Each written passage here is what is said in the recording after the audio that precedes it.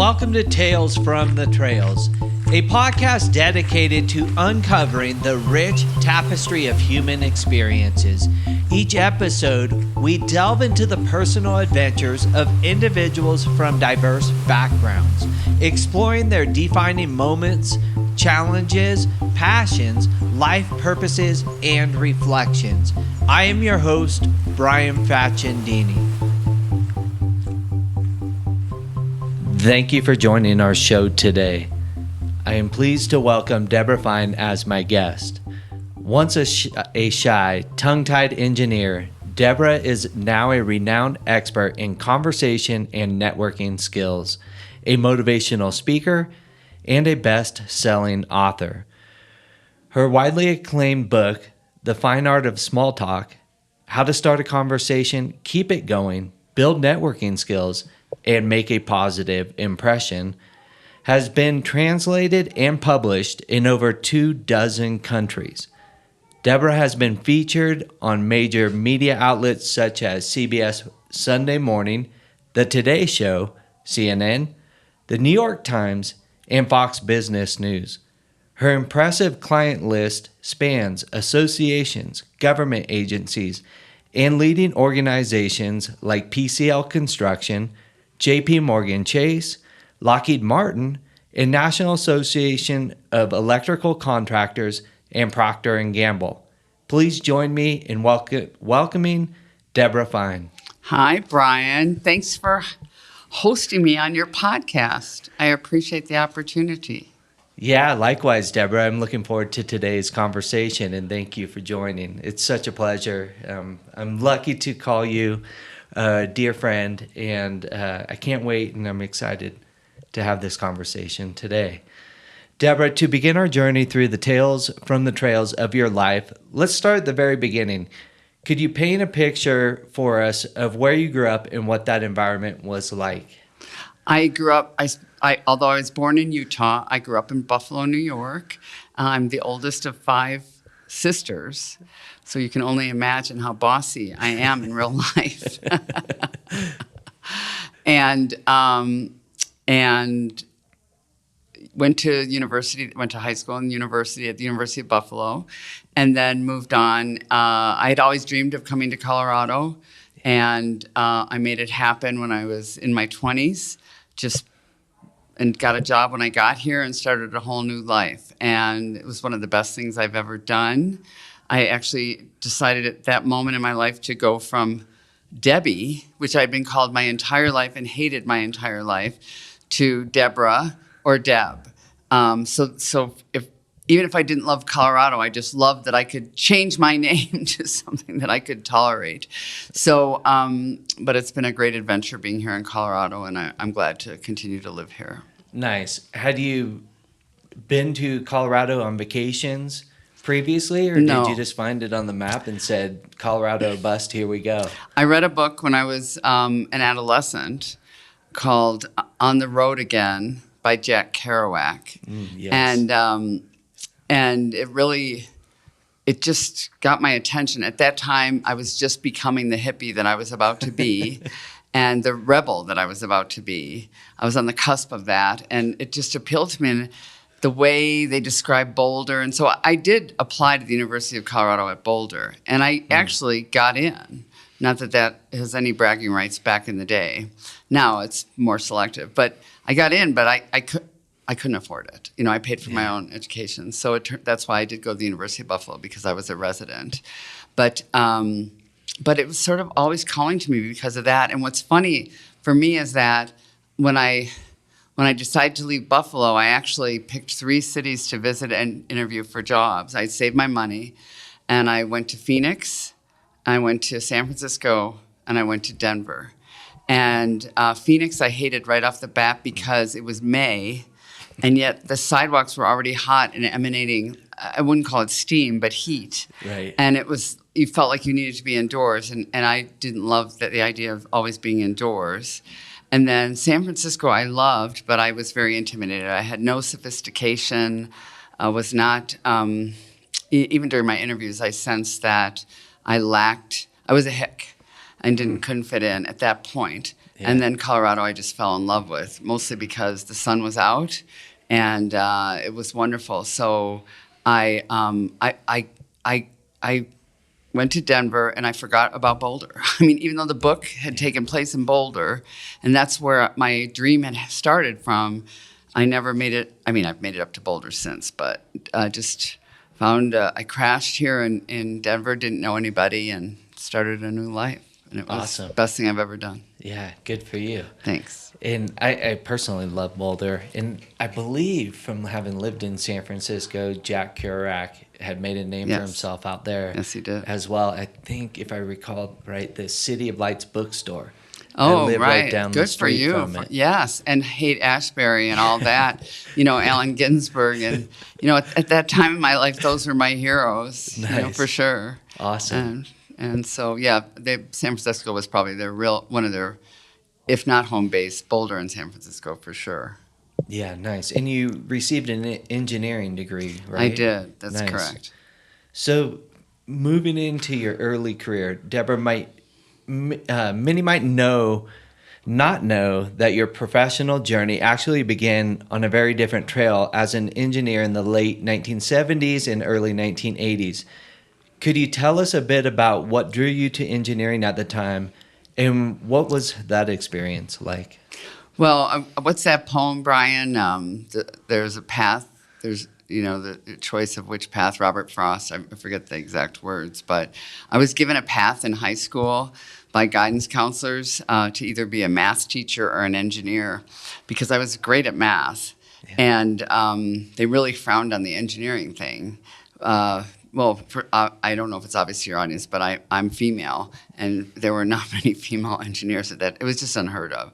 The stereotype did not apply, and yet I did not want to be a teacher. It just was not. I didn't want to chat with people. I didn't want to interact with people. I liked the idea of being isolated, so that's why I chose engineering. But I definitely was not a fit for engineering, and when I say that is I mean, I had the women's restrooms to myself, so that was handy.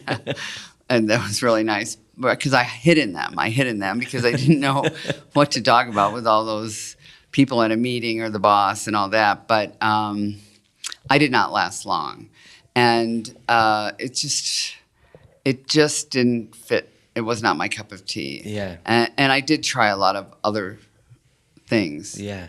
Did you feel like you understood the math, the projects, the work that you were doing, and the fit was really with the people, engaging with the people that you worked with, or was it the type of work?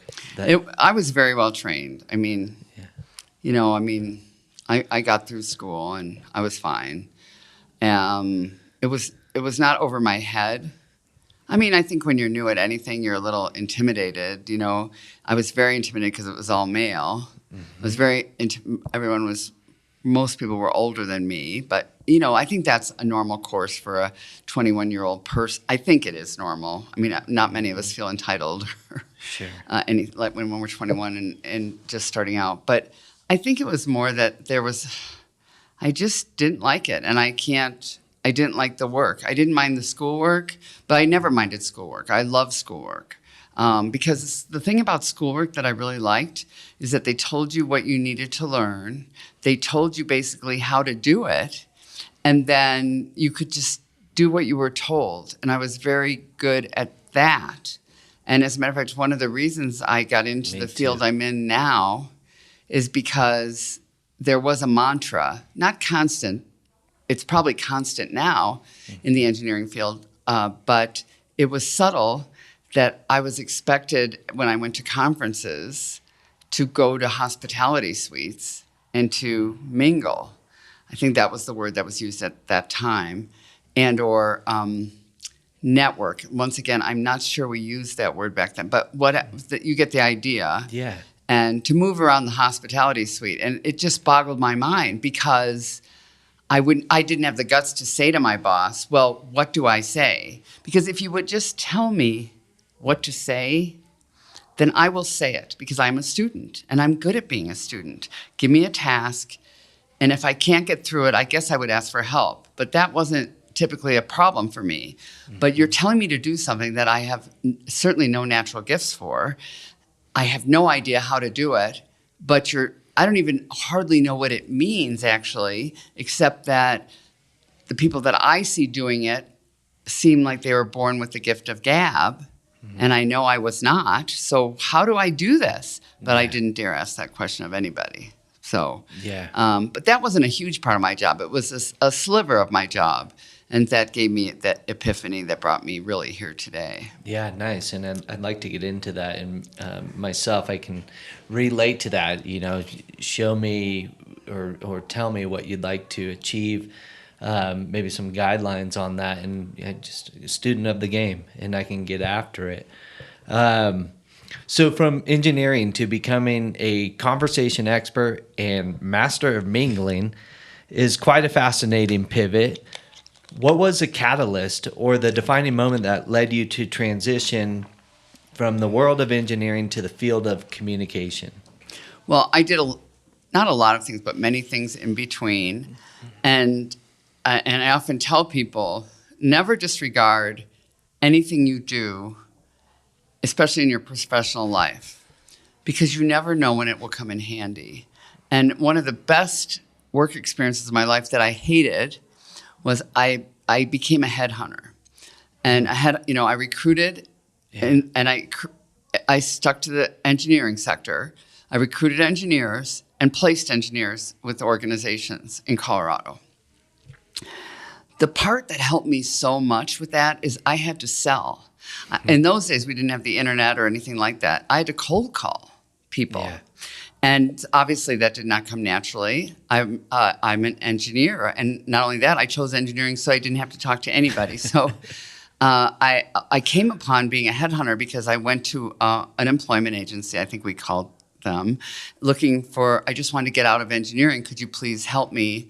And you would have thought that I might be a good candidate for many reasons. Let's start with my gender. Back in the day, number two, I had an engineering degree, and actually they sent me out to IBM for a sales position because that wasn't engineering, but it was in engineering. And they sent me out to Linear, they used to make copy machines. They're out of business. See, they should have hired me. But anyways, they're copy machines and all that. Right. In both cases, the feedback was, and maybe there would have been more negative feedback about me that I never got to, like how I dressed, how I behaved, who knows. Mm-hmm. But the number one was that, we would prefer someone with a business degree or a marketing degree. So they literally rejected me because I had an engineering degree. I mean, that would never happen today. I could probably walk in and get a job selling some technology right now because of my engineering degree. Well, now I have a personality, so that's helpful too. So that it was the employment agency that said to me, have you ever thought about being a recruiter, a headhunter? And of course, I never had. But I just needed a way out of engineering, and I obviously had to support myself. Mm-hmm. So that's how I got into it. But the greatest gift of that, and I was in it for a couple of years, is that I learned how to sell. And if anybody asks me, what's the magic sauce to your success? The magic sauce. Because most people think, oh, she had such a good idea. Oh, she must be a great writer. Oh, she must be such a good speaker. I mean, her business has been so successful for so long. And I mentor a lot of people, and this is what I tell them. The number one ingredient to my success is that I was not afraid to sell. Mm. Because I don't care how good you are, unless you're a celebrity. And if you're a celebrity, they come to you. Mm-hmm. But if you're just an ordinary person, as I am, nothing comes to you. You have to pick up the phone. And I say to people even today, use the phone feature on your phone. Even today it works, but blasting emails is not I don't think that's gonna get you work or whatever. Okay, yeah. So LinkedIn InMail. Right, exactly. So of course that's, you should do that. Okay, so that really helped me a lot in my career, is that I was not afraid to sell or ask for opportunities. So I'm really glad I did that for the years that I did that. I mean, I did a few other things in between, and then I had children, and I made a decision. I owned my own headhunting business at that point, mm-hmm. And with one child, I kept it going. But then when the second child came, a year and a half later, it was just way over my head to do it. So I was married, so I did, we had his income. So, and that was my career goal at that moment, was to stay at home with my kids. And that's what I did. Yeah.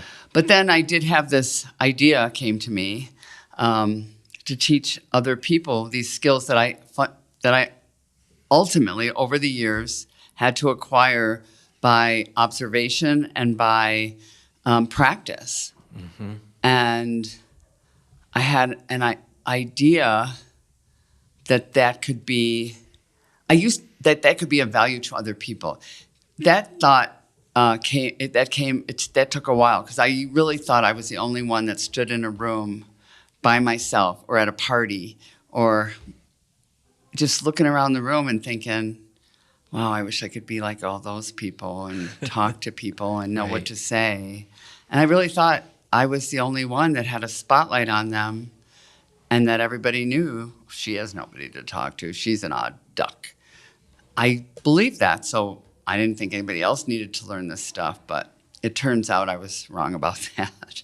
And so that's what really led me to this business, is learning that other people wanted to learn these skills. And so then I did a lot of research on everything from icebreakers, to exit lines. How do you get away from someone when they are holding you hostage, telling you the story of their trip, and unfortunately it was a cruise, and they had like 8 ports to stop at, and you have to listen to, no, I'm not going to do that ever again. I'm just not going to, but how do you get away from that gracefully?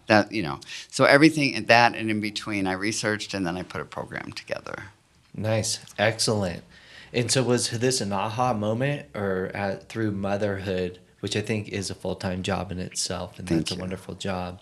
Was there like an aha moment, or you had been ruminating on it for some bit, talking with others, like, I have this idea, what do you think? Or did you just dive into that research and start to learn, and then everything else came? Well, truth is, I had a flash of, looking back, really good fortune. And this is, the bad fortune was I was getting divorced, which meant, and there was some pretty bad parts about that required me to earn an income. I had to earn money, and I had 2 toddlers. Yep. So, and I don't have family in Denver, as I just told you. I moved, so I had to figure it out. Yep. And fear kicks and I in don't a bit. Yeah. Oh, big time fear. And I always say that's the second most important ingredient to success. Fear. Because if you're not willing to take a risk of some kind, and I don't mean money, by the way, because I had none, so I didn't spend any. And often when I mentor people, I say, oh, so you're going to, in my line of work, people have videos, and then they're going to write a book, and they're going to spend all this money on marketing. I didn't do any of that. I hustled, and guess how much that costs?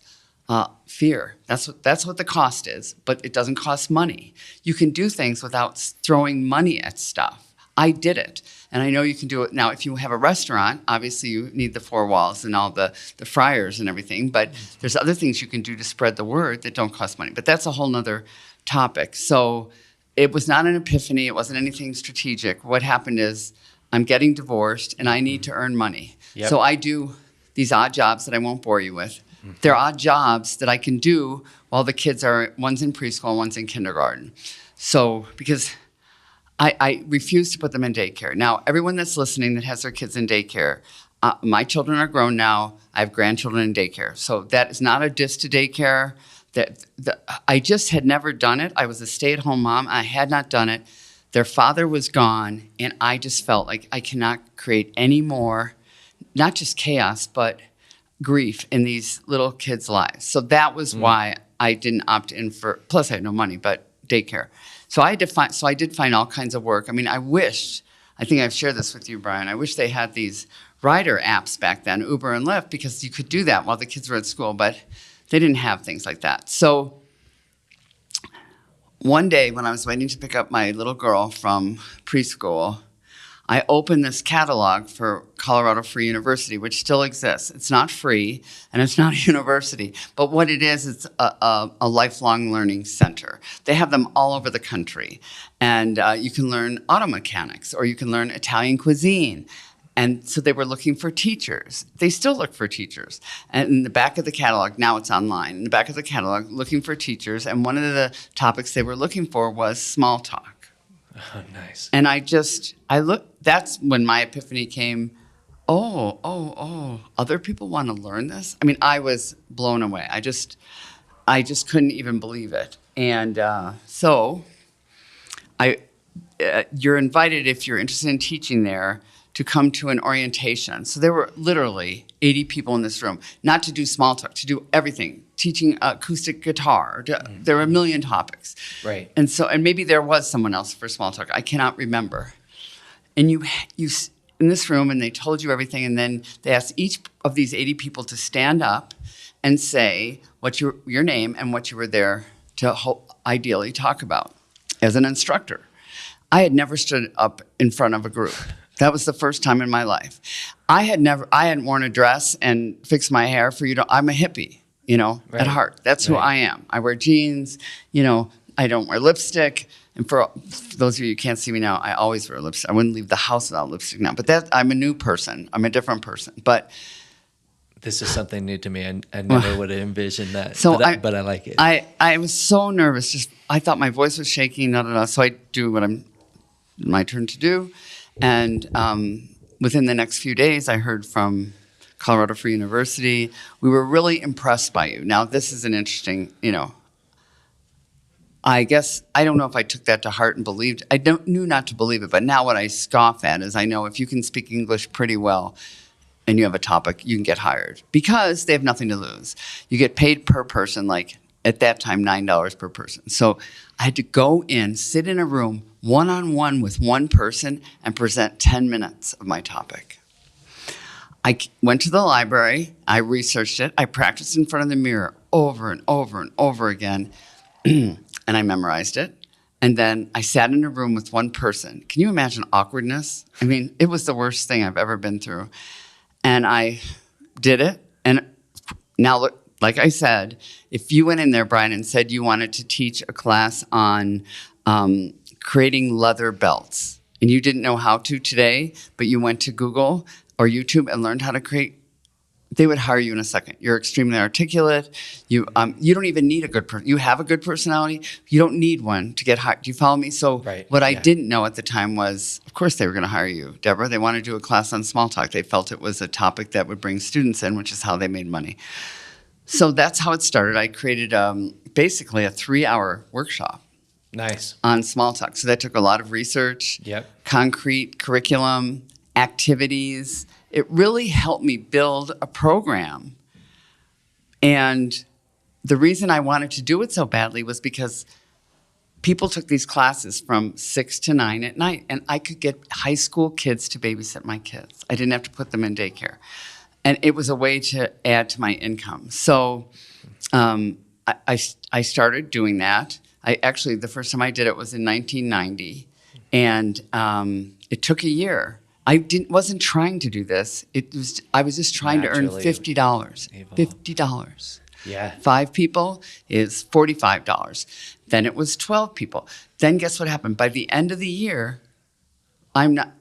it was over 50 people, and I said to them, I can't handle more than 50 people because you had to take a class, paper class ticket. You had to set up your own chairs. I mean, it was just mind-boggling what had to get done by yourself. And I just said 50 people, even though I needed money really bad. 50 people is all I can't do anymore. So, you had to have them fill out a form at the end. You had to collect. I was like, oh my gosh.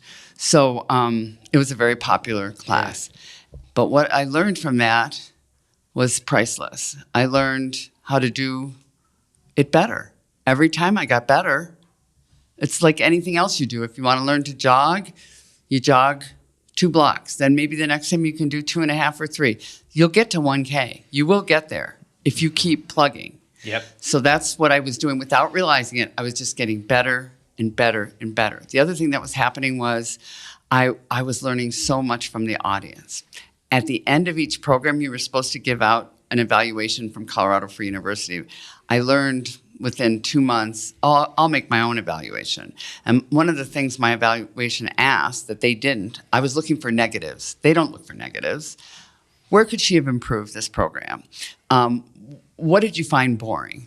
What did you come here to learn that you didn't learn? Yeah. You know what? Somebody answered how they answered that question. Well, I would have liked to learn exit lines. That's how I knew to research and include exit. I never thought of that. Small talk, exit lines, I hadn't gotten there in my head. I mean, I could give you so many examples of what I've learned from the audience. So I would say to anybody listening, if you're in business, know your audience and learn from your audience. It could be a customer, it could be a client, it could be a patient. There's so much to learn from the person you serve or the people you serve. Right. So that's just one example. The other thing that happened that was miraculous was about 9 months in, we always went around the room and everybody would introduce themselves, say who they are and why they came to a small talk class. So this man and woman, she said, we're here because we're married, he retired, and I'm about to retire, and we don't know what to talk about. That was whatever. I'll never forget them, and the reason I'll never forget those two is because she came up to me during the break, and she said, can you shorten this workshop into, she's called it a keynote speech. Well, I didn't know what a keynote speech was then.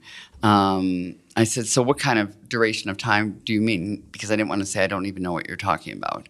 She said, like 45 minutes, less than an hour. And I said, sure, because shortening things is a heck of a lot easier than making things longer. Right. A lot more work involved. I said, oh, sure I can. She said, well, I'm the assistant municipal clerk of the city of Englewood, Colorado. And we have a conference for city clerks in Keystone, Colorado. And I think this would be a great program if you can offer it in less than an hour. Not all that content, but if you can do that for us. And I said, yes, I feel confident. Of course, I acted like, of course, yeah, I do that all the time. And then she said, so what is your fee? I mean, it just threw me. Like, I've never been asked that question. What are you Anthony Robbins, now I know those people get a fee, but he's like a celebrity thought leader, right? And I didn't even know speakers weren't celebrities. I didn't know that at that. I just thought they were famous people. So I said to her, best question I've ever asked, well, what's your budget? Because I didn't even know, right? That's a great question for anybody in sales. That's what's where your the budget? selling skills that you developed early on came into play. That's right. And the other celebrity speaker I'd heard of was Tom Hopkins. You probably know who that is. He was famous for sales skills, and I actually heard him. They sent us to hear him, and I learned a lot from about selling, but that's one of the things I learned from him was say, what's your budget when you get a no, an objection? Well, I hadn't got an objection. I just didn't know, was I supposed to say $100? What was I supposed to say? Right. And she said their budget was $1,000. Okay, we're still in 1990, and I was about as broke as you can be. I got rid of the family house. I just, right. And $1,000 was, it's enormous. It's still big in my opinion, but $1,000. And I said, that works for me. And she said, of course, we'll pay for your lodging and your transportation and all that. I said, that's great. And that's when my light bulb went off. For 1 hour. For 1 hour, $1,000. And that's my light bulb did go off at that moment. The light bulb was, so people do this. They earn money. They can probably take care of their kids when they're not earning their money, right? Mm-hmm. And I started selling. I went crazy. I called then Martin Marietta, now Lockheed Martin. It took ages. It took me 9 months before they finally gave me a chance. And now I work for Lockheed Martin all over the country for years and years and years. Oh, wow. From whether it be Cocoa Beach, Cape Vandenberg, out in California or in Austin or here in Denver or wherever. Right. All because I got on the phone and cold called and found the right person. And the right person said no to me. And she said no to me. And she said no to me. And then I called again, and she no longer worked there. There was somebody else that answered the phone. And that person said she would come eyeball me at Colorado Free University. And then the rest is history. So So my epiphany really came. I didn't have any strategy. I didn't have anything. Was, oh, you can earn a living doing this, and it turned out I could earn a living doing this.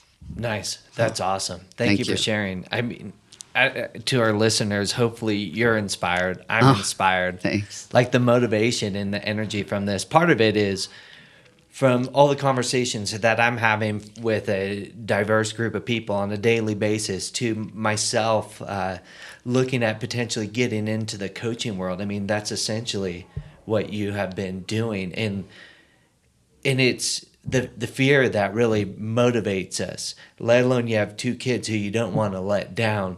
And then all of a sudden it's being resourceful. How can I do this? And then it's relying on your previous skills, where you said each job is a building block. You're going to gain a skill or 2 from each of them. And even if you don't like it, take away those, take away a new skill set. And then down the road, you're going to be able to apply that. It's a great thing. And to see how your story just, it progressed, as you continued to put in the work. And perhaps this, you didn't see how it was going to unfold, but an opportunity presented itself. Flipping through the old Colorado Free University book, hey, this looks like something I can do. And then one thing leads to another, and you're building your business. Right. So amazing. I Well, love thank that. you. I love that. So, Debra, how did you distill the art of successful communication and networking into actionable advice for others? I don't know that I give advice. As a matter of fact, I that's why I'm not a coach, because I don't know that. I mean, you might label it advice. I'm not sure, but I label Learning it, topics. Well, I label it supplying or offering tools, conversation tools, and skills, rapport building skills, relationship building skills, and tips, mingling tips. But that's what I offer: concrete, how to do it and what to say, from an icebreaker to an exit line, like what to say. Everything that I wanted when I was not only an engineer, but I guess a teenager, like all those parties that most of them I didn't go to. Nobody asked me to the prom, let me tell you that. I just, how do you meander through that? And I decided to learn how to do it and then to offer those skills for people, and so not everybody's as introverted as I was or as shy. There's a whole portion of my book for people who are, they're born with the gift of gab, but it's not that they don't have, they're not as strategic about conversation as maybe they could be. Right. And there are certain things that I call them conversation killers that both introverts and extroverts and all kinds of people do. And, there's a lot to be said for enhancing your conversation skills, especially, I started this over 30 years ago, but now because of COVID and isolation and they call it an epidemic, so those aren't my words, of loneliness, that I think these skills are as important as ever for personal reasons, not just professional. Yeah, absolutely. When you say that, the skills to me comes to mind of even communicating with our neighbors. Right. And rebuilding community, which might have phased out a little bit through America. And these skills could be super beneficial in many people's lives, not just in the business world. But bringing it back to your journey as well, and then how you were applying these tools, skills, tips in your seminars. So you began working with Lockheed Martin, and then from there it just started to, manifest into other clients. And what did that look like, I guess, in the beginning parts or as your journey continued? And from giving these seminars and educational classes with the companies, and what were you taking away as when you mentioned you're with Colorado Free University providing the classes, you're able to get feedback from them? Did you feel like you already, as you worked with more companies, you knew what you wanted to talk about, or was there continuous learning along the way? Oh, I'm still learning. and the way most important to me is most of my clients are either corporations like you described or membership organizations like you cited one, National Association of Electrical Contractors, the National Association of Realtors. I mean, there's an association for everything, right? For drum players. I mean, there's just so that's those are audiences I serve as well. And the key to that is I learn from the client in advance of my program. Tell me about an ordinary day for someone in the electrical contracting business. What is he, she, they face with? Where do they interact with people? Let me talk to a couple of these people that are going to be in the audience to hear from them. And so I learned, I learned from them. I work a lot with attorneys because they need to be rainmakers. And it's sort of unfair because I don't think they teach that at Stanford Law, how to be a rainmaker. I'm not positive they don't, but I'm pretty sure because of all the law firms I get booked at that maybe they're not doing that. And yet here you are, you're obviously went through a hugely rigorous educational program to be an attorney or to be an architect. And yet a wealth manager, a CPA, but you're expected, an architect is expected to bring clients into their firms. I mean, can you imagine? I mean, that just sends shockwaves through a lot of people. A banker is expected. So now they're expected to go to receptions and mingle with people. They're expected to take people out to a ball game and keep the conversation going, even if they brought a dork to the baseball game. Right. That is business development is happening for all of us all the time, no matter what our role is. Right. I mean, I guess if you're a teacher, not, but if you're a teacher, you don't have rapport with that volunteer parent that comes in to read to the kids, the third graders.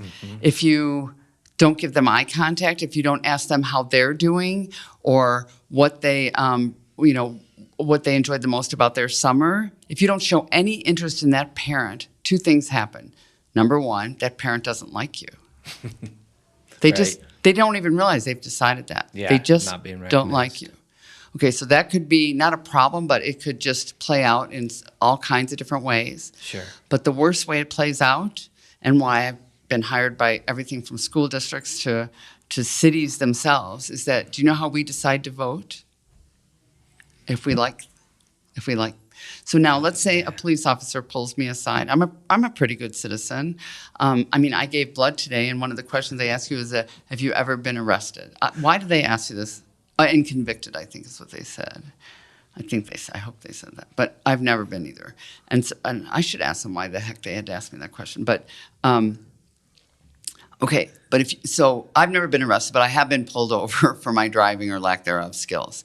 Okay.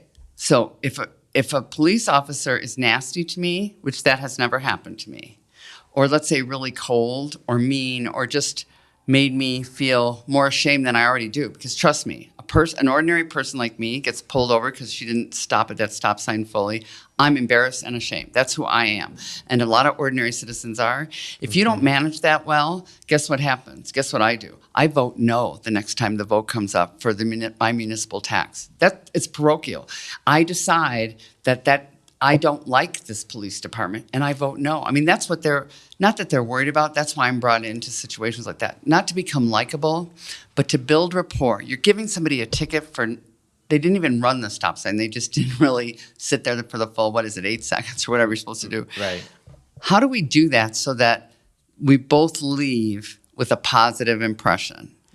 So I forget what your question was, but anyways, I'm learning all the time because that's an example I just gave of I had to learn what do police officers need to know about conversation skills, and then I have to figure out what can I deliver. I mean, I have a huge, I have all kinds of pots filled with skills and tips, but the same ones for a police officer aren't going to help a real estate professional, right?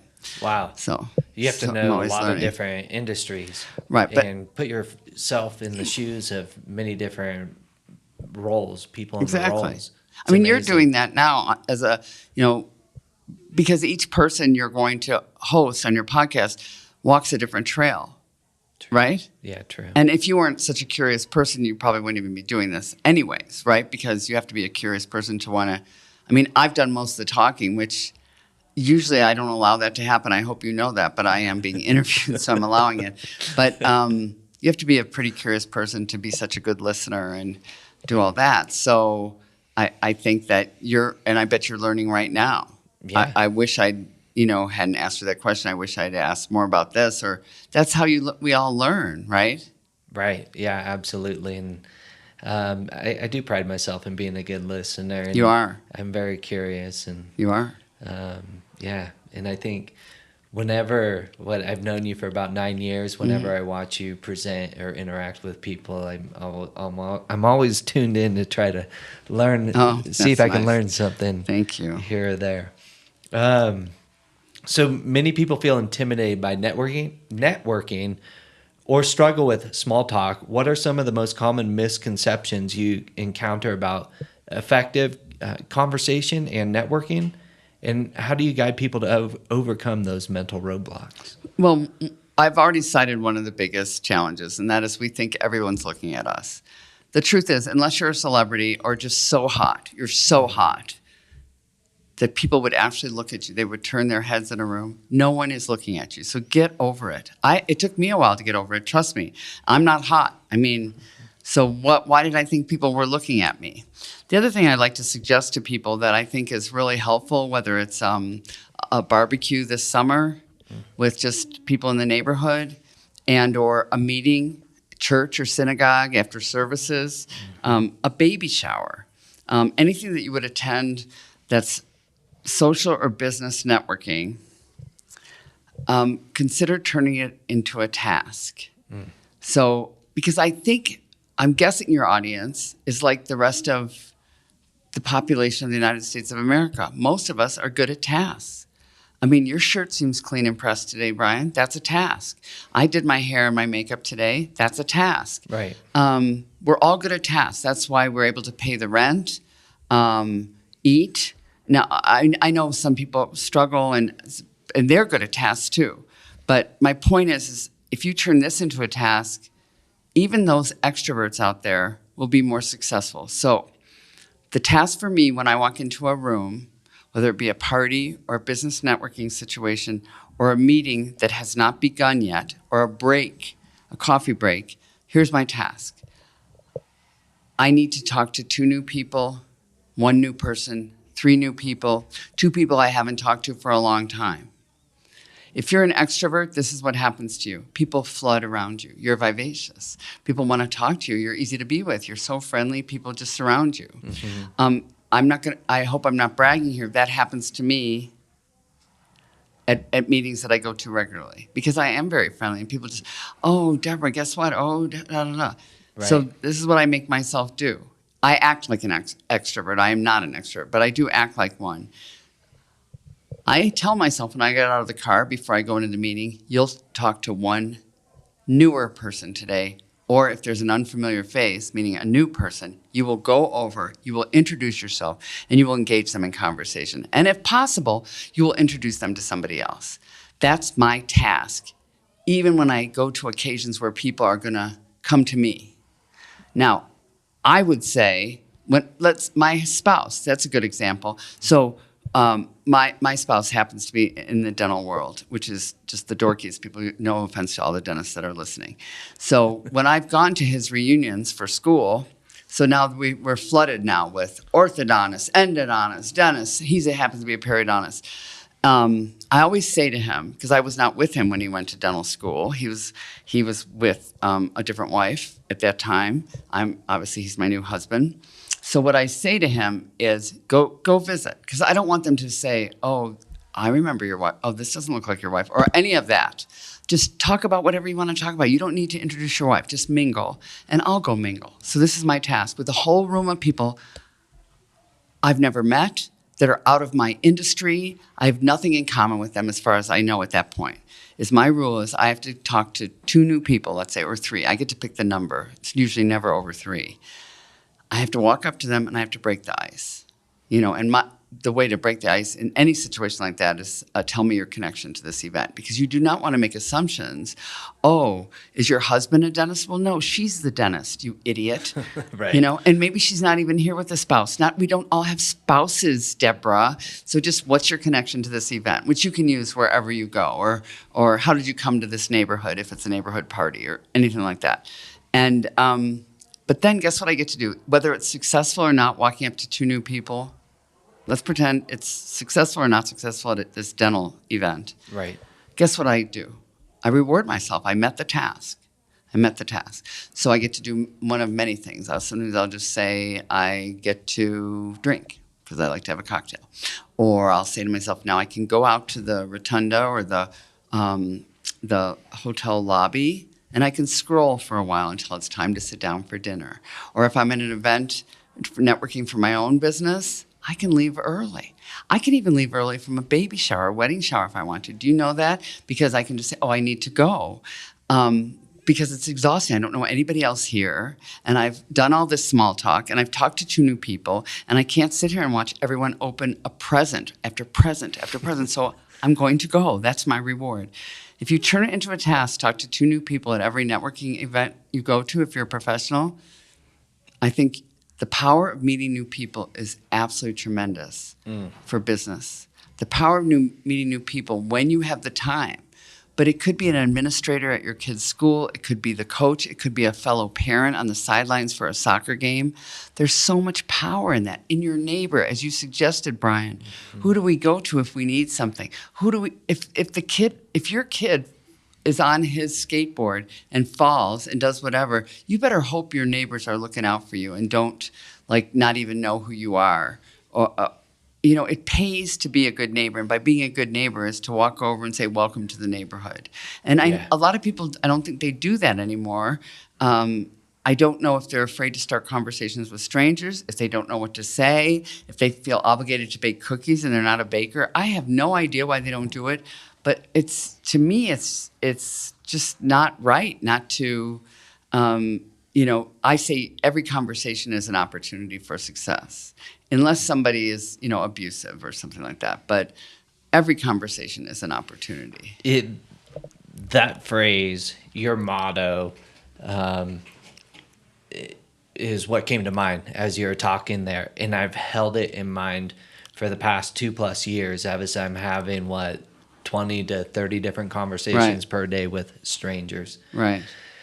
And it amazes me when you can get someone to start talking, how much you can learn about someone that you may not have realized. And it may be, hey, this person has a lead to my next job. They're my next hiring manager. Like you said, they may, be in a time of need, the neighbor that can help you out. Or you can help them. Even better, yes. Right. Great wisdom. And so the tools, breaking into small tasks, that's awesome advice. And makes me think of, in various instances, but our time with Rotary and showing up, and I don't know, in the morning breakfast sessions, and the objective, of course, is with Rotary International is to be of service and to volunteer. However, there's also fellowship, the benefits of fellowship and friendship, and showing up, and there's all these people. And I remember initially it was overwhelming. And there's been periods in my life where I've felt like that, and maybe the anxiety rises. But when having an objective to go meet someone and then having that icebreaker was so important, and being able to get out, break through that shell, break through that anxiety, and what you've laid out here is great advice, especially with the rewarding oneself. Because if you do, you follow through, you set a goal, you meet it, it's great to have the reward as well. So I appreciate you sharing that. That's excellent learning and tools, skills to have. in the. You wanted to say The tool. advice. I do, just I do, felt it, but and I it's feel so like, bad. I'm trying to come up. No, you can say advice. Everybody knows what you're saying. Tips. Whatever. So, if you were to boil it down, what's one foundational principle or golden rule you teach about conversation and networking that you believe is most crucial for building meaningful relationships, both personally and professionally? And as I ask that, you might have just hit on it. But is there something? Oh, I can add to that. Okay. And I would say you can remember, like, we haven't mentioned my book, which is absolutely fine, but there's pages and pages and chapters on icebreakers. The same with exit lines. The same on what do you say to keep conversations going on and on and on. And you can memorize all of them. You can write them in your palm if you like, right? And have a little cheat sheet in your palm or in your cocktail purse. But they are of no value unless you do another thing in conversation, and that is to assume the burden of other people's comfort. So what I mean by that is, in my other life, I would sit at a table of 8, and you mentioned Rotary, and hope that someone on my right or left, or maybe across the table would say, so Debra, what's new for you this week? Or what have you got going on the rest of the day? Or what are your plans this summer? I mean, there's so many icebreakers I can think of just sitting here. And I would just hope somebody would do that. I mean, I was the new, I was new. Just like you say, it's overwhelming to walk in a room of 100 people. I'm the new one. You know, everyone knows that. You don't know me. How come you're not asking me or just tell me about your family? Or tell me about your work. Tell me about how you got into Rotary. I mean, there's so many things that could be asked. But guess what? They don't get asked. I'm not dissing Rotary. They don't get asked sometimes when I go out to dinner with people. I think, oh, this is interesting. I've asked all the questions and you haven't shown any interest in me. People love to talk about themselves. We all know that's true, okay? Yep. But when you're going out with people for dinner, I think they should throw the conversation ball back. But they don't always do that. So this is what I mean about assuming the burden. When I sit at a table of 8 now, I usually walk in prepared. You know, what's good? I don't know who I'm going to sit with, so I can't be as prepared as saying, so Brian, what's your next podcast? Like, the next time I see you, I'll say, tell me about some podcasts you've done since I've seen you, right? Or tell me, you know, I know you like to hike. So I know you well enough. I would still prepare in my head, what do I know about him?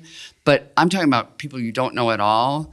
You still can walk into something if you're going to a neighborhood party, what brought you to this neighborhood? Where did you grow up? Why here? Tell me about your family. Okay, but here's the key is I'm going to assume the burden of your comfort. I'm not going to wait for the person to my right to come up with something to talk about. It's up to me to do that. I'm going to assume the burden. Because guess what, folks? I used to think I was the only one. I'm not the only one. You know, that person on my right or left, probably because they don't know me, doesn't know what to say to me. Because they haven't thought of it. Like, are you married? Like, people actually ask me that question. I happen to be married, but that's such a rabbit hole, man. Don't ask people that question. I hate it.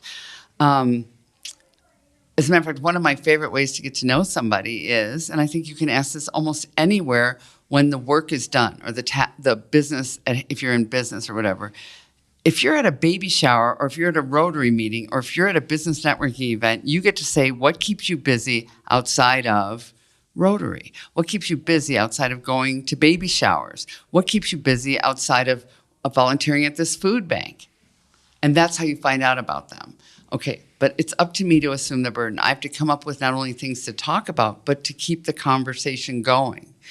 It's my burden to assume. I use an example of if I forget someone's name. Like, I happened to run into at Costco the other day someone that we both know, Rob McMayer, who's now the president of Rotary, and he's so friendly and he was with his wife, and I could not remember her name. Now I had two options. The other Debra Fine from 40 years ago would have said, "Oh, it's great to see you." Pretended I knew her name, but just didn't use her name. Right. But the minute I saw that they were together, and I knew it was his wife. You don't know that. You don't want to make presumptions about anybody. I would say, oh, what's your connection before I would jump?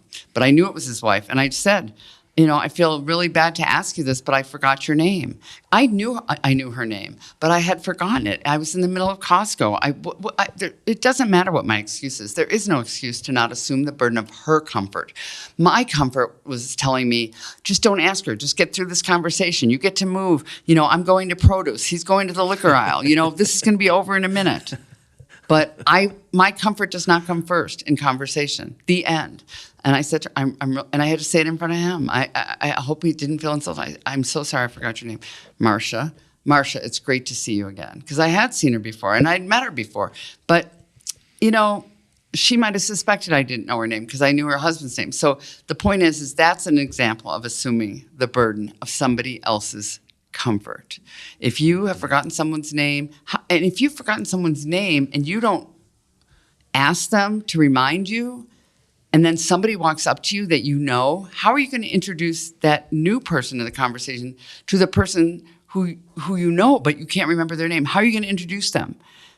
And I know what you're thinking, audience of Brian. You're thinking, oh, well, I would just expect them to reach out their hand and say their name to me, and then I would learn their name, and then I would tell them my name. And I would say to all of you that works 50% of the time, and the other 50% of the time it doesn't work.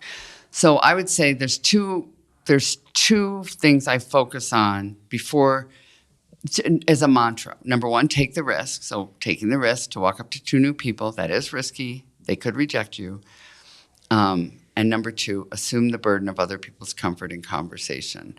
Make sure your body language exudes what you want it to. Make sure they know you're listening, and there's certain skills and tools you can use to do that.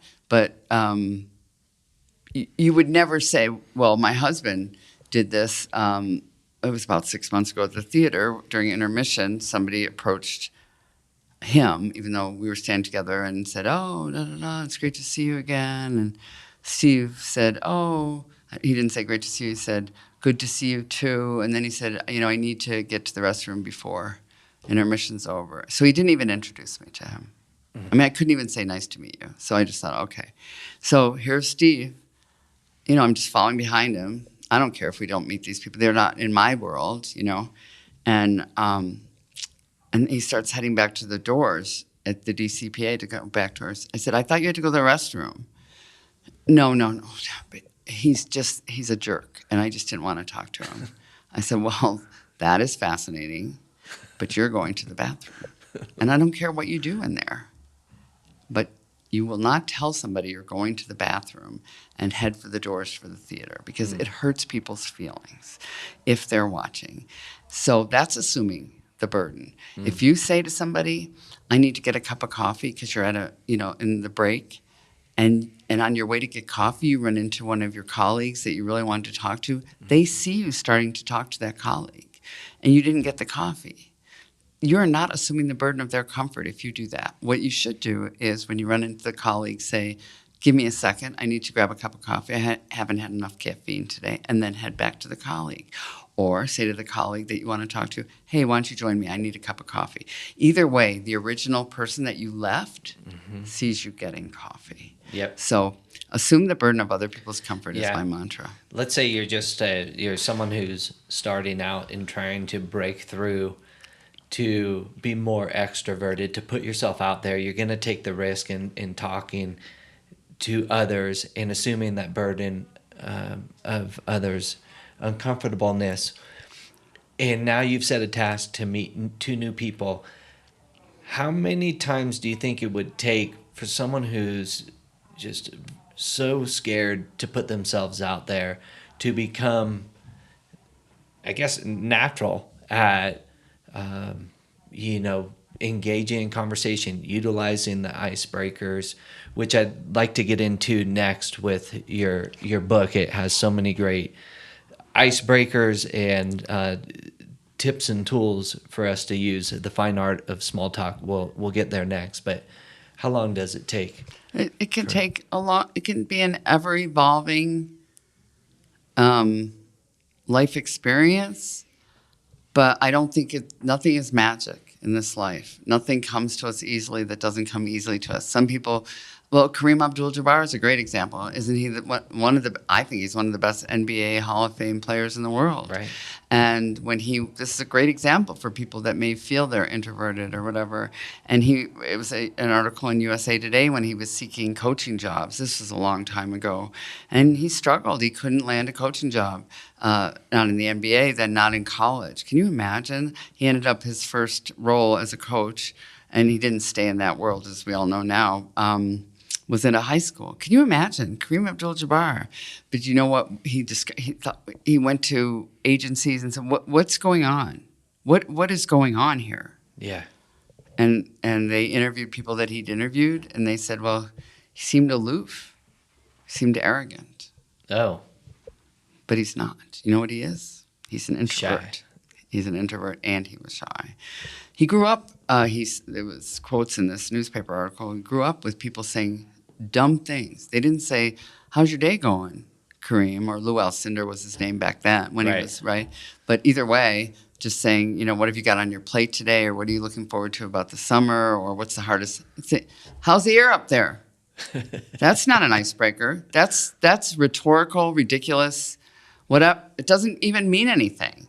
And yet he was shy, so that didn't help him at all, right? So nobody's going to hire a college coach that can't go into a recruit's home, man or woman, and build rapport with not only that student, but the parents. How do you build rapport if you're introverted and you don't even know what to say? Like, tell me about you to the parents, or, what's been the greatest challenge of raising kids I could just think of a million things to say. Okay, so you get that. So here's the idea. I would guess that Mr. Jabbar is still an introvert. I have no idea, and I have no articles. I read his articles all the time. He's a great writer. But I would say to you that it could take, I would say somebody 6 months to a year, similar to running a 5K. I think that takes 6 months to a year.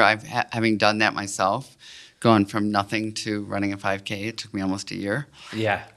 So I'm guessing it would be the same. But here's the key to anything: practice. You have to make yourself go out there. And is it going to work every time? No. But eventually you're going to start with 5-pound weights, and you're going to get to 6 and 7, and you're going to build confidence, because it is going to be successful. You are going to make friends. You are going to gain referrals. You will. Yeah. And you don't have to change your personality. If you're a reserved person who's an introvert, I get that you don't want to go to parties and all that. Yeah. It's for when you have to, or when you sit across one-on-one, or when you go on a date. Assume the burden of not only asking them how their week was, and when they say, "Oh, busy," then you say to them, "Well, what kept you busy? Tell me about," because you're really interested. Mm-hmm. So you need to show that. And you don't get to fall back on the fact, "Well, I'm introverted, so I don't know what to say," because you're not going to build rapport with this potential romantic partner. Yeah. Nice. Thank you for sharing.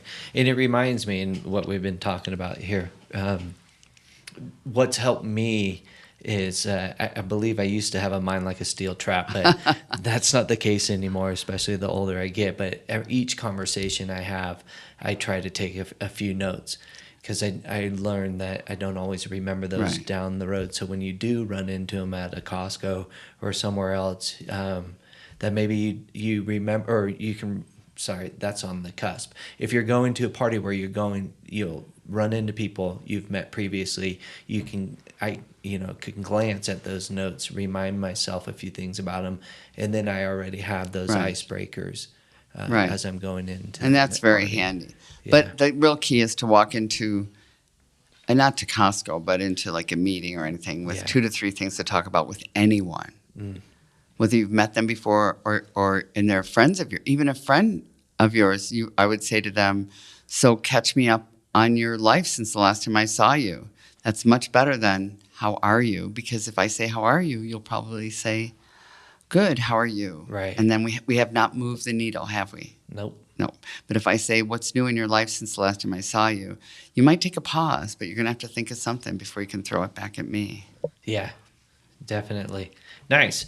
So moving into your journey as an author, and I know from our previous discussions, you love book writing and the whole process You've become a best-selling author. Could you describe the journey of writing your first book, The Fine Art of Small Talk, How to Start a Conversation, Keep It Going, Build Networking Skills, and Make a Positive Impression?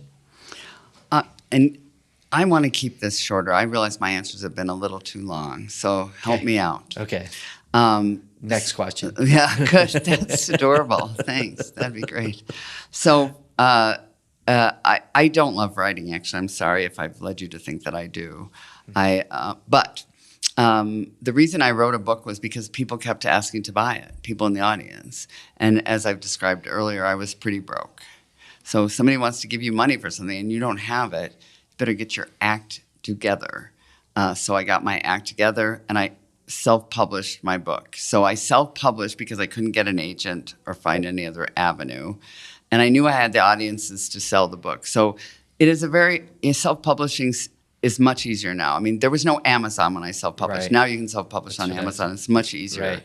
But what I did know when I self-published, because the hardest part about writing a book, Brian, in my opinion, is selling the book.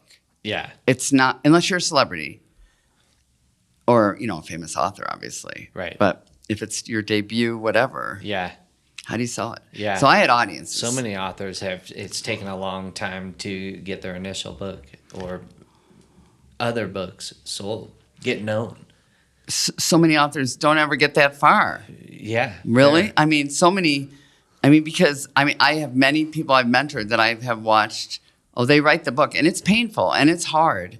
Not just the writing of it, but the interior design and all the other things that go with it. Right. But what's really, unless you have a publisher. Now, if you have a traditional publisher, they do all that for you.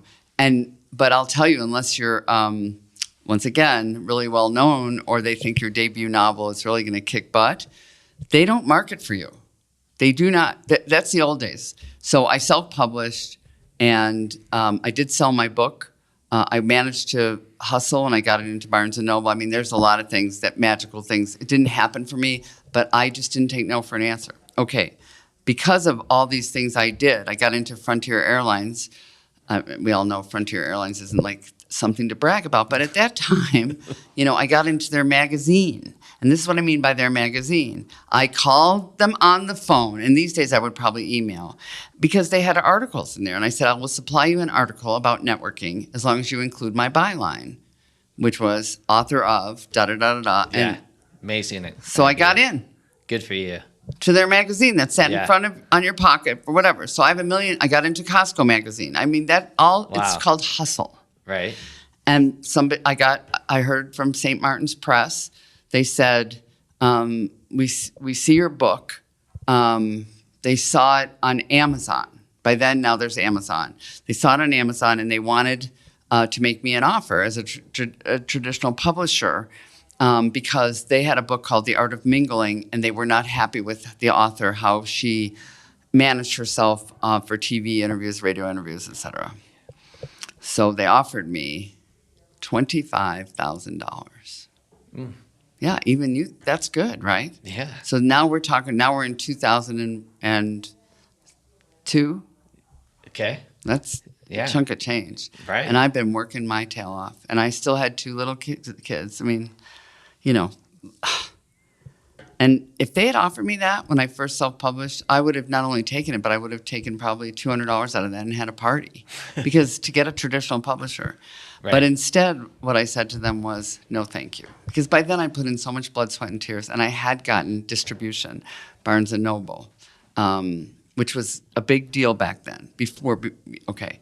Yep. So Amazon was not that was not where you went for books. Right. You could, and that's okay.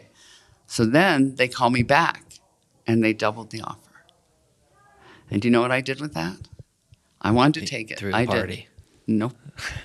I thought, I have $50,000 offer on the table. I know what I can do with that. I'll bet I can get an agent now, because book agents are just like realtors. They get a percentage of whatever they sell the book for. So now they know they get a percentage of $50,000, no matter what. Yeah. No matter what. So I shopped it out. I asked people for referrals of agents because nobody would introduce me to agents before, but now that I had an offer, they looked good. And I understand that. So I picked the agent, and I said to them, I want you to try to sell this. I want to get better offers than this. I want it to go on auction. Let's see if we can do better than $50,000. She took it to auction, and I'm not going to tell you how much it went for because it's so much money that I have one child that went to Ivy League school, and I never borrowed a penny and paid it in full on top of whatever else I did. Good for you. Thank you. So then they published. It was Hyperion then, published The Fine Art of Small Talk. They made it a hardcover book, which is a beautiful thing. And it was so successful that in 2023, they came back to me. Now, Hachette by then had bought Hyperion. So Hachette came to me and said, we'd like to do your book, a newly revised second edition, because we've done so well with it. And so I was able to add new chapters, revise things that were way outdated, everything from my gender references to video rental stores that no one wouldn't even know what that is anymore. Yeah. So that's been the same book, and that's the evolution, which is, I know looking at it, it just looks like, that is amazing. And it was amazing, but it's not like the powers that be came to me. I didn't even know that was my goal to get traditionally published. I mean, I had given up on it. That's why I self-published. And I do say to people that are self-published authors now, don't be afraid of self-publishing. It used to be a dirty word back in my day. But now, take a self-published book. Try to get attention. Try to gain a platform on social media. Try to sell some books. And then maybe the publishers will go for it. Or just they can see the book. So, so that's my story. And it's now on Audible, of course, and it's Kindle, and it's hardcover. I own both editions and thank have read them. You must be really sick of my voice then. No, not at all. No, you never get old. I could sit and talk with you all day, but the books have so many tools and tips and very valuable in trying to utilize them in my efforts as well as I further develop my communication skills. So thank you for helping us and putting everything that you know into a book, and highly recommend for our listeners to go out and grab a copy. So looking back at your published work, what is the core message or the most profound lesson you hope listeners take away about the power of effective communication and networking as taught through your books? Is there anything in addition you would like to add from what we've already discussed? Well, as we both talked about, every conversation is an opportunity. And I really believe that with all my heart. And I know that to be true from my own experience in life, whether it be helping others, serving others, whether it be to find a job, to help someone find a babysitter, to sell my pool table. I mean, it just goes on. Gaining clients, as I said, the power of meeting new people. The more people you meet, the more likely your business will take off. So imagine if you own a restaurant. You've been at those restaurants where they actually recognize you. Maybe they don't remember your name. Maybe they do. And we walk into this Vietnamese restaurant nearby. Not the opposite of fancy, right? Right. He does not know our names. He's never asked. That's fine. He has my glass of wine. He comes over. He has extra limes for. I mean, he's so happy to see us. We feel like we're at home. That's not. And now I can also walk into Shanahan's here in town, and I know Millie because I've been friendly when she was working at Morton's. Oh, hi. Oh, what's your name? Oh, da da da da da da da. Morton's has been out of business down here forever. She's been at Shanahan's for over 10 years. Guess what? My son brought his girlfriend out here, and it was Easter, and I don't happen to observe Easter, but I said, oh my gosh, it's Easter, and she does. I said, oh, we should go someplace special, right? And Jared said, yes, Mom. I said, okay. I called Millie for Easter the day before, and she got me a table for 4 for Easter. So it's just being warm and friendly without being transactional. You don't know who your next client's going to be or your next friend or who you can help. Okay, so that's really the theme. But the other thing is that I really believe small talk is the appetizer for any relationship. So people dismiss small talk. I did. I'm an engineer. What a waste of saliva. Who would want to learn how to do that? I have to go to school. I have important things to talk about, or I need to talk about the Broncos. That's important stuff. Small talk is the appetizer, and then you form a strong business relationship, a social friendship, a romantic partnership. It's, you can, what is it? I'm so sorry, Scrolling. Scroll through dating apps. You Right. can scroll and look at people, and all that. And maybe they look like that, maybe they don't. That's a whole nother problem. But if you don't have rapport with them or have chemistry with them, and you're going to have no chemistry with them unless you have a conversation of small talk, otherwise it's going to be awkward. And, my current husband, I will tell this really quickly. When my friend from my book club called me and said, Debra, you need to go out with Dr. Tillis. It was her periodontist. Yeah. And I said, I know who that is because that husband, the first husband, had gone to him. Yeah. And I knew even what he looked like because my then husband had pointed him out at the grocery. That's my periodontist. So I had a picture. And I said to my friend, absolutely not. That's not my type. So there was no scrolling. I just seen him at the grocery store. Right. And it wasn't my thing. He wasn't my whatever. So I said, absolutely not, Karen. I'm not interested in going out with him. Do not fix this up. Right. But a month later, she says, it would pay for you to have friends that were single because all your friends are in couples because you've been married for a long time. You need friends, and it would be really handy to have friends that were going through divorces and had kids. And Dr. Tillis is getting divorced, and he has 2 little kids. I said, that is wise advice. I do need friends like that. And she called Dr. Tillis. And so here I am, I open the door, and I'm just thinking, this is not my thing. This is just not my thing. Yeah. And you should have seen his shoes. So, he just didn't know how to dress. Let's leave it at that. So we go out to dinner, and I fell in love with him at dinner, or fell in like with him at dinner. There was so much chemistry. There was so much, and he did not prepare. He did not read a book on small talk. So when you have rapport with someone, that's what builds a relationship. Now, that was one of those things that was instantaneous. But my point is that that's what really builds, is conversation builds relationships. Yeah. Not how somebody looks, not what they do, not how much money they make. None of that really matters. It is the appetizer. That night was the appetizer for a relationship. That's awesome. For sure. That's amazing. So, and having met Steve, I know he's a great guy. Thank you. Moving into your speaking career as a keynote speaker and trainer, you've worked with diverse organizations like Google, Lockheed Martin, and U.S. government agencies like NASA. What was the transition like from developing your expertise to delivering it on a national and international stage? It was intimidating. It's just like we've been talking all along. Anything you do that's new for you, I don't think I'm that unusual, is hard and nerve-wracking and scary. But the more times you do it, the more comfortable you are. And then you get better. I think we're all like that.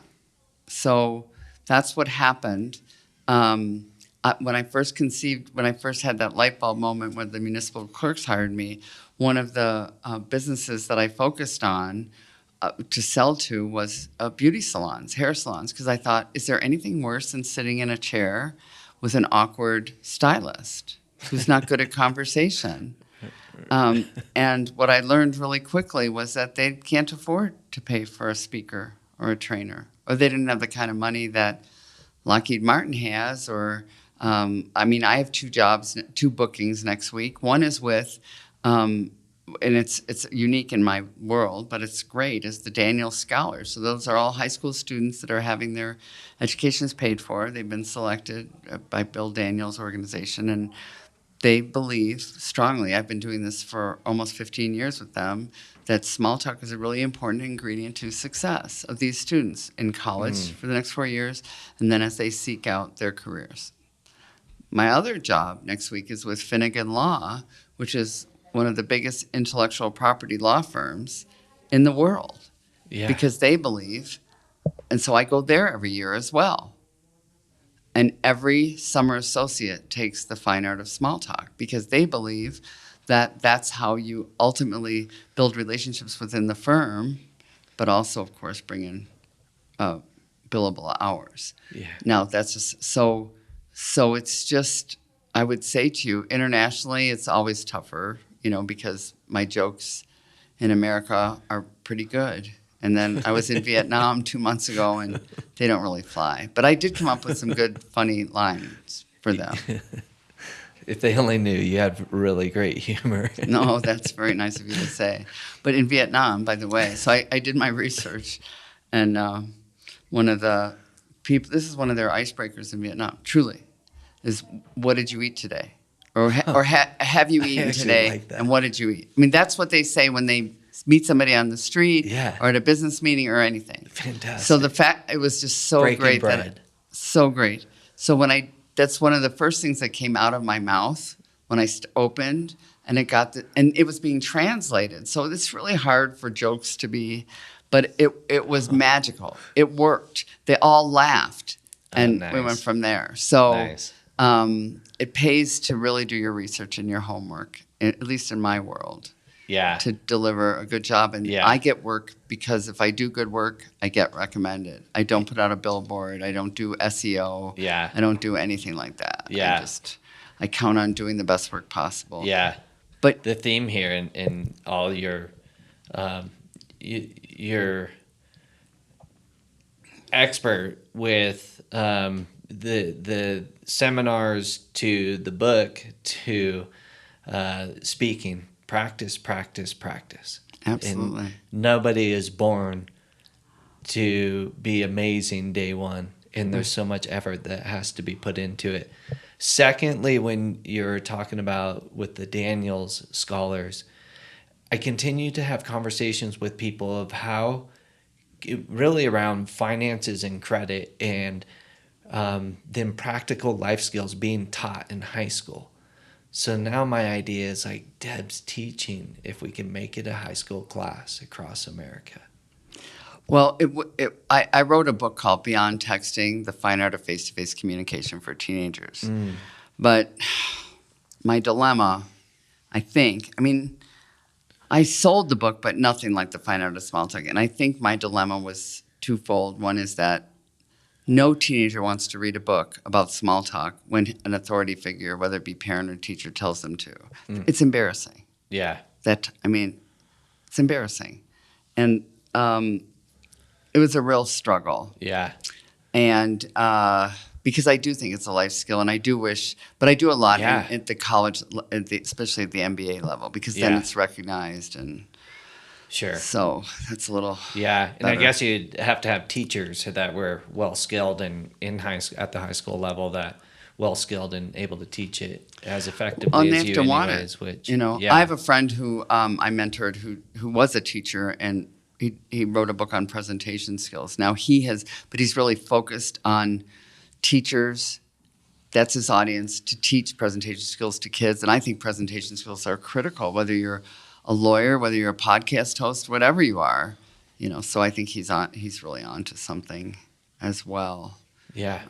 So I'd like to shift gears a little bit and then get some closing thoughts after that and look to wrap this up. But as far as in how we met, your involvement with Rotary International, which is a fantastic organization. It's been around for, I don't know, correct me if I'm wrong, 100 plus years. And it's volunteer-based, service-based work.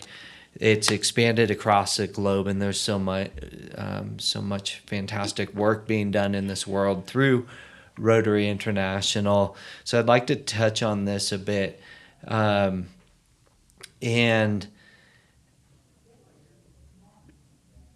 I think, I'll leave it there and I'll come back to that thought. But beyond your work as a communication expert, you've also been a 32-year member and past president of Rotary, the Denver Southeast Club, an organization dedicated to service, as I mentioned. What initially drew you to Rotary, and what has kept you engaged and committed in its mission over the years? Well, I got involved for the wrong reasons. The basic reason was that $500 fee that I just referenced at the Colorado Athletic Club. The reason I got that job was because somebody went to bat for me, and his name was Davy Jones. He's no longer with us. So Davy Jones said to them, they had never paid a fee. They had only gotten speakers who, like a chiropractor will speak for free because he, she, they is hoping to get patients. So they'll talk about how to improve your back, or have you thought about, they'll speak for free. Lawyers will speak for free, estate lawyers, because they're hoping when you need your will or your estate, whatever, that you'll go to them, okay? They had never paid a fee for a professional speaker. And Davey got me that $500. He said he brought me in to be interviewed, and he got it, and I did the program. And then he called me within a month or two, and he said, I want you to speak at my Rotary Club. Oh, yeah. And I said, I've spoken at Rotary Clubs. I know they don't pay a fee, and I'm no longer doing work that I don't get paid. So my year of doing free was up in my mind. I was going to really hustle. And he said, you owe me one. And he was right? Yeah. So I went to speak at what is now my club of over 32 years to the Rotary Club of Denver Southeast, and I spoke for 25 minutes. And by the time I returned home, because I had to do something for one of my kids, so it was a couple hours later, on my voice messaging, because that's what we had back then. Another opportunity. Three. A CPA firm. Yeah. A law firm. I mean, can you do that for me, what you did for Rotary today? Can you do that? How much do you charge? Okay, so, and they started, and Davey was all over me. Will you join? That was the other thing so I get 3 jobs that day, 3 bookings, and Davey's all over me to join. And I'm thinking to myself, number one, how am I going to afford that? Mm-hmm. Number 2, he says attendance was critical. Yeah. You had to go every week, every Thursday morning. I thought, how am I going to do that with these kids? Right. With my life is so busy. Mm-hmm. And by that time I had a boyfriend who now I'm married to. And he was saying, are you out of your mind? How will you have time to do this? You're juggling a million balls. You're starting a business. How can you do that? What he was really saying was, that's less attention for me. Now I know that. That's how he was thinking. But I didn't really realize. I just thought, there were so many negatives. But Davey kept calling. And then what I know now is one of the reasons he was on me like a rug to join Rotary was there were no women. They needed a woman. And they viewed a woman who was articulate and young. And so I joined because I got 3 jobs. And I thought, maybe I can get work through Rotary. And I was right. I got more than that, Like Ron Rose, Wells Fargo, hired me. Yeah. And then I got more work with. So I use it as a networking tool.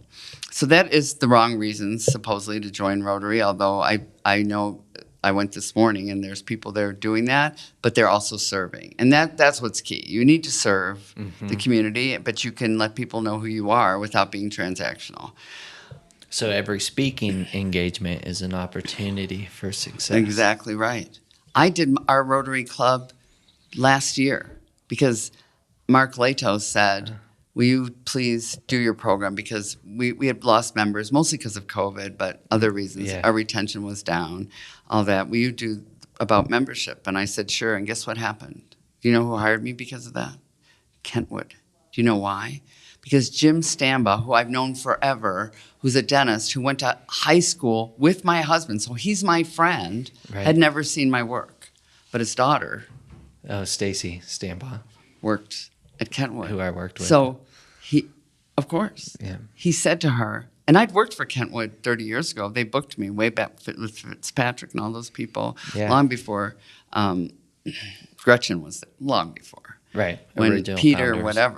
Bill Moore was still there. Yeah. And they had hired me. And he said to his daughter, I heard a fabulous program today. I mean, I did it for my Rotary Club. I never thought anything of it. Didn't hope to get work. Just did it.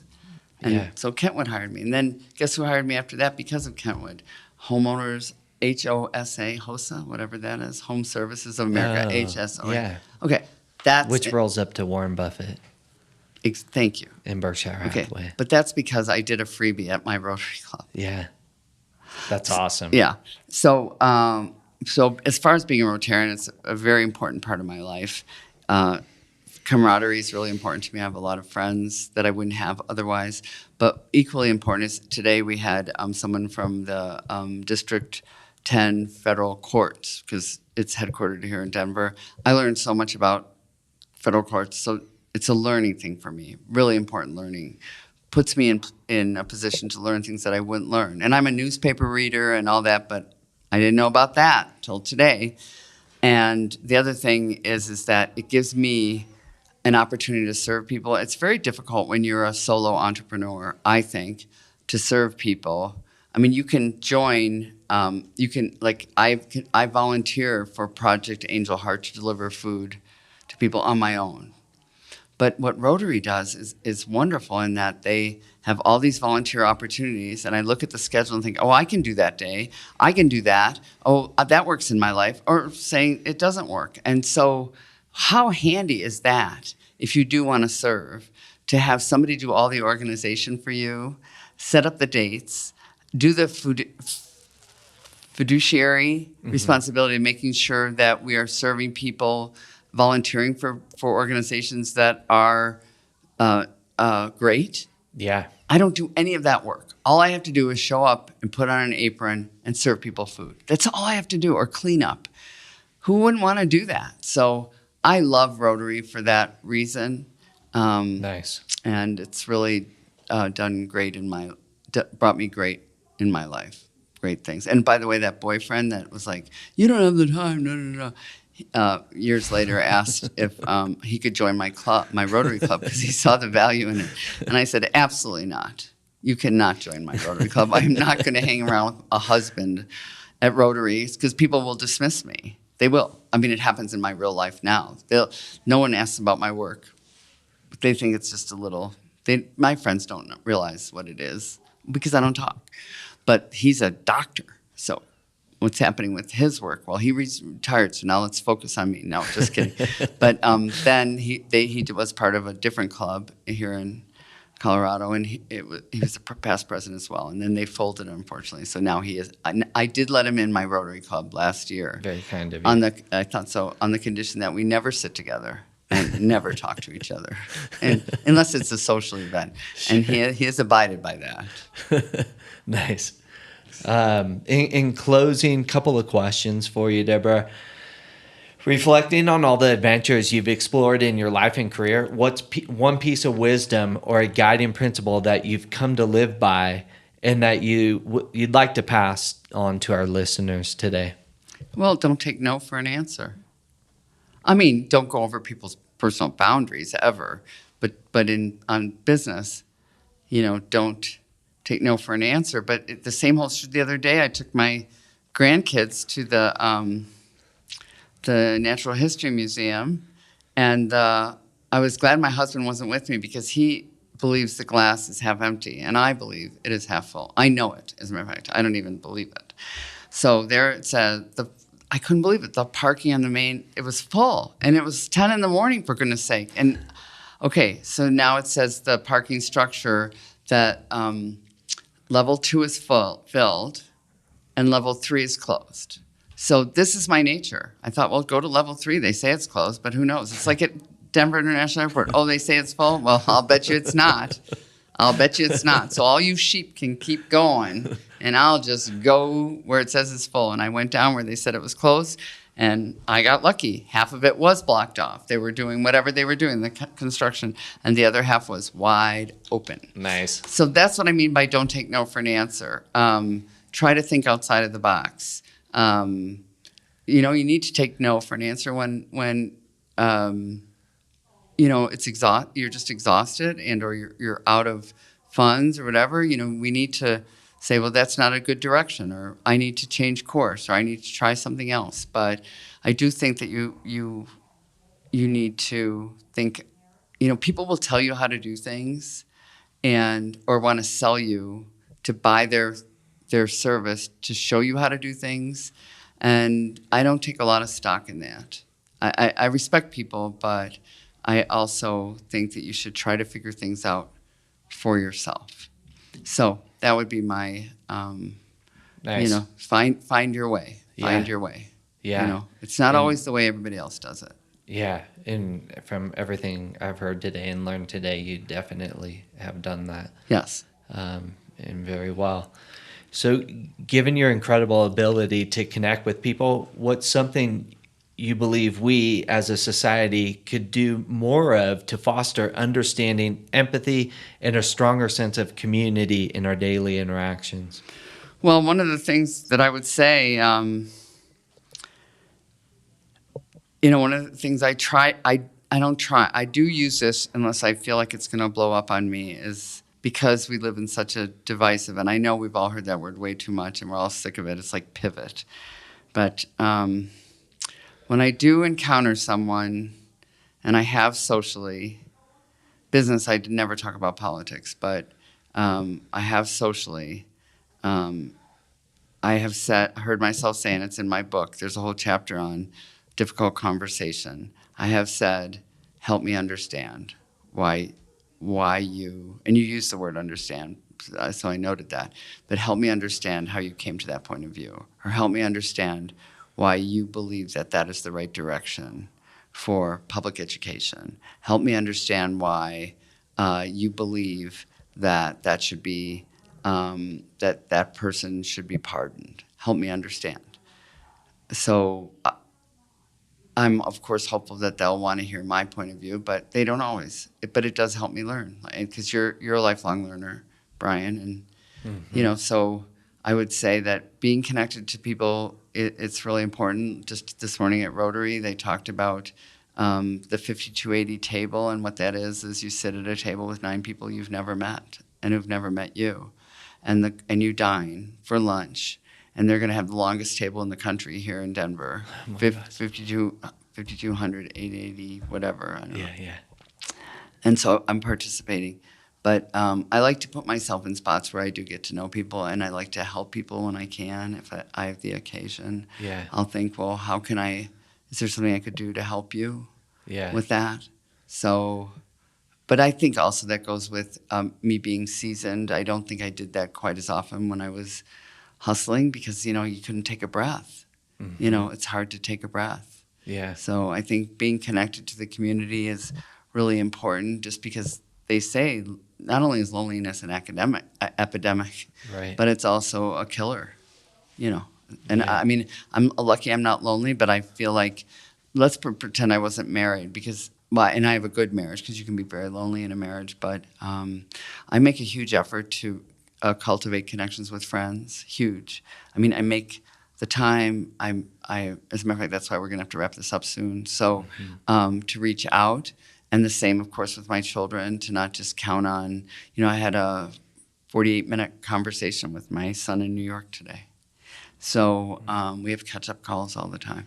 But Nice. you have to make an effort to have relationships with people. Yeah. I think. I like the point on help me understand. I came across that recently, and I haven't had the opportunity to really work it in, because in that particular instance, it was whenever you're in an argument with somebody, especially a loved one, a good way to approach that situation is to ask, help me understand your point of view. Right. Finally, as you look ahead, what's an adventure, be it a personal aspiration, a new learning, or a professional endeavor, that you're most excited to explore next? I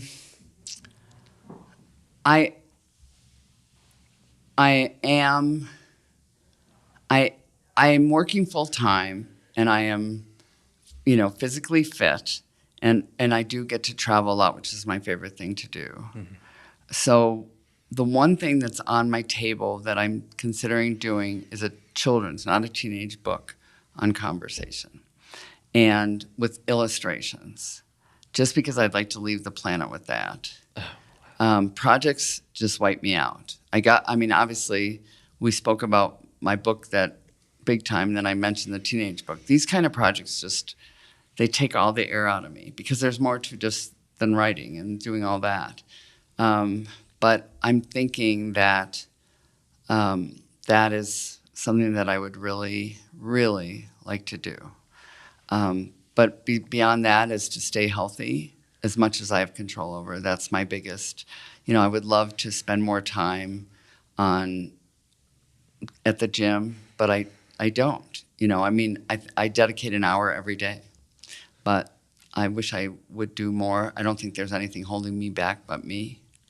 There's certain days that you just can't fit it in, but yeah, there's days that I can, but I would opt out. So yeah, that would be that's it. wonderful. I'm sure it'd be another bestseller.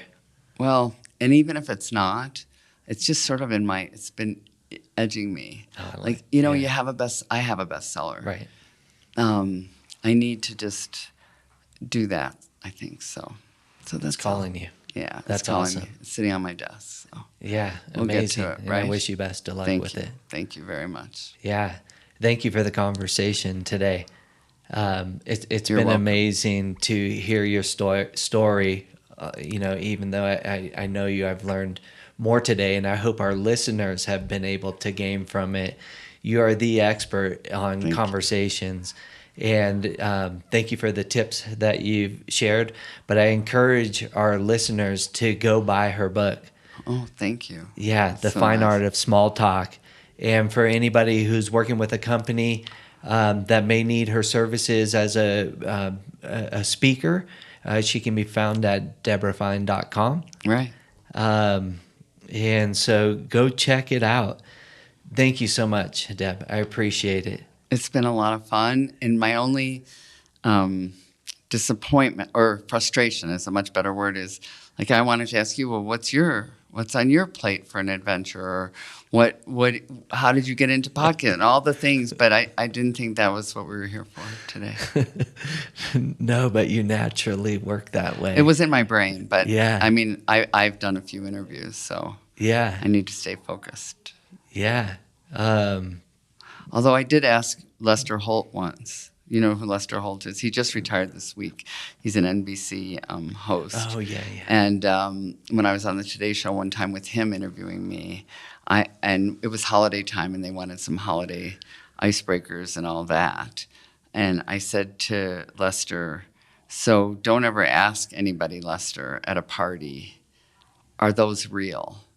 And I said, have you ever tried asking somebody if those were real? And he could not stop laughing because I could have been talking about jewelry or I could have been talking about something else too. Right. So anyway, I try not to put the focus on the interviewer, but because they don't like that usually. They're there to get information. Yeah. Cheers. It worked. Anyways, nice. Thank you, Brian. And more human. It was great to be here. Thank you for our listeners in tuning into the show today, and I hope everybody has a good day. Thank you. Thank you.